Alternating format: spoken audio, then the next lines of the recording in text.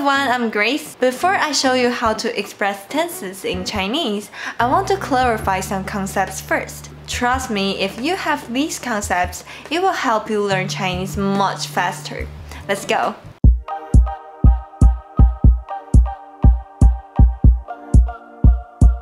The first concept is that different languages have different ways to express the time of an action or state. So unlike in English, we don't really have tenses in Chinese. That is, we don't change the form of the verbs no matter when things happen. Like 他来我家, he comes to my house.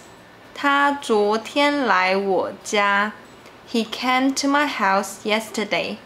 他明天来我家, he will come to my house tomorrow. As you can see, here the verbs 来 are all in the same form. They stay the same. So here we come to the next concept. How do we express tenses in Chinese? In English, you change verbs into different forms, but in Chinese, we don't change the form of the verbs. So we use time words, some adjectives, auxiliary verbs to express the time. It's quite easy, let's see how it works. First, let's talk about how to express the past tense in Chinese. If something happened in the past, usually we use time words or adverbs to indicate the time. For example, we could use time words like 昨天, 昨天, 上个月, 上个月, 去年, 去年. These kind of time words shows that the action or event happened in the past. Also, we could use some adverbs to do this, such as 刚刚, 刚刚, 以前, 以前, 已经, 已经, 曾经, 曾经. Okay, let's try to construct a Chinese sentence using this word. When you want to say, I ate a cake, in Chinese the verb will remain the same, so in order to show the actions happened in the past, we can add a time word or an adverb in front of the verb. Or if you like, you can add both. 我昨天吃一个蛋糕. 我昨天吃一个蛋糕. I ate a cake yesterday. 我已经吃一个蛋糕. 我已经吃一个蛋糕. I already ate a cake. 我昨天已经吃一个蛋糕. 我昨天已经吃一个蛋糕.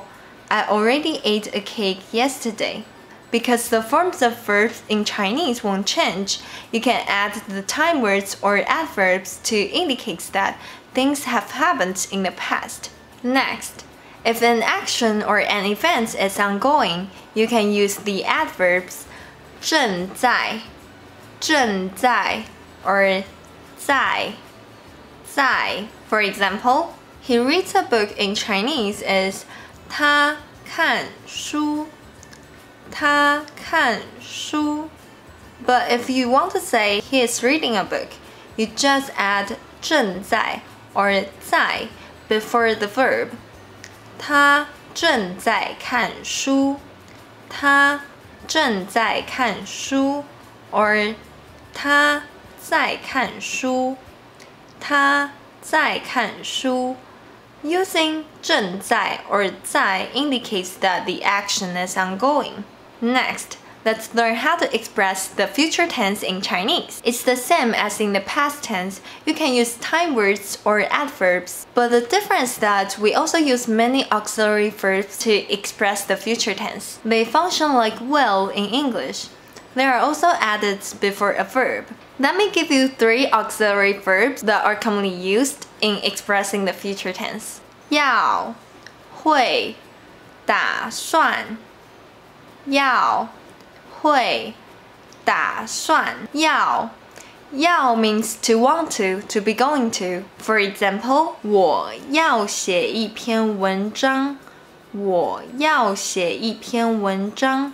I'm going to write an article. Or it can also mean I want to write an article.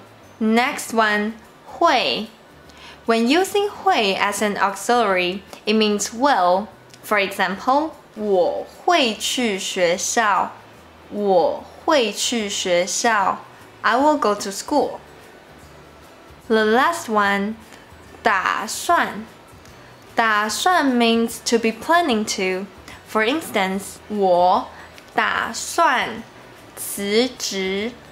我打算辞职。I'm planning to quit my job. So after you learn these auxiliary verbs, let's see some time words and adverbs that are used to express the future tense. You can use the time words like 明天、明天、下个月、下个月、明年、明年、etc. Or adverbs like 等一下、等一下、之后、之后、将来、将来。Let's try to use some time words to make some sentences. 我明天跟你说。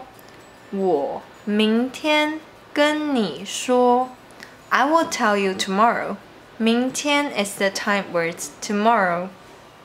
Now let's practice using an adverb to express the future tense. 我等一下跟你说。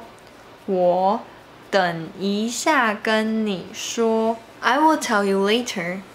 等一下 is the adverb later. So after learning how to express tenses in Chinese, here comes to the last concept in this video. Although I taught you ways to express and distinguish different times, when we are talking in daily life, whether to add those time words is more dependent on the context. Let me give you an example. Say, I ask my friend, 你明天要做什么? What are you going to do tomorrow? The person doesn't necessarily need to reply me using the future tense. He can just say, 跟朋友出去玩. I will hang out with friends. 跟朋友 with friends. 出去玩 to hang out. So remember, you don't have to force yourself at these elements to make every sentence match the tense when the context makes the time very clear already. Okay, this is today's lesson. I hope you have learned something from it. By the way, I will teach you how to use 了、这、过, these Chinese particles to express the state of an action and combine these with the expressions I taught you today. Remember to turn on notifications on YouTube so you won't miss the lesson. See you next time. Bye!